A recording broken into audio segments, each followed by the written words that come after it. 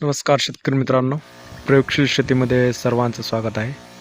शेतकरी मित्रांनो, गव्हाला आपण आता 20-22 दिवस झालेले आहेत आणि आपण आता गव्हाला तणनाशकाची फवारणी करणार आहोत.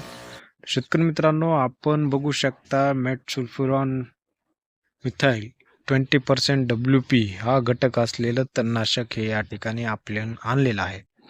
तर हाच घटक अल्ग्रिपमध्ये सुद्धा असतो आणि या ठिकाणी वेगवेगळ्या कंपनीचे हा घटक असलेले तणनाशक बाजारामध्ये उपलब्ध आहेत. आपल्याला जे योग्य वाटेल ते आपण या ठिकाणी वापरू शकतो. तर शेतकरी मित्रांनो, हा घटक महत्त्वाचा आहे आणि आता आपलं 20-22 दिवसानंतर आपण पाणी दिल्यानंतर याचा वापर करणार आहोत. तर शेतकरी मित्रांनो, याच्यामध्ये आपल्याला 8 ग्रॅमचं एक पॉकेट येत असतं आणि याचा योग्य ते प्रमाण आपल्याला या ठिकाणी घ्यायचं आहे. तण हे जास्त प्रमाणात उगवलेलं असेल तर आपण याचे या ठिकाणी 7 पंप या ठिकाणी करू शकतो 15 लिटरचे किंवा त्या ठिकाणी आपण आता याची जी शिफारस आहे ती आपण 150 ते 160 लिटर पाण्यामध्ये या ठिकाणी विरघळवून घेण्याची शिफारस आहे. परंतु आपण हे आपल्या अनुभवानुसार हे कमीत कमी पंप आपण हे याचे करणार आहोत.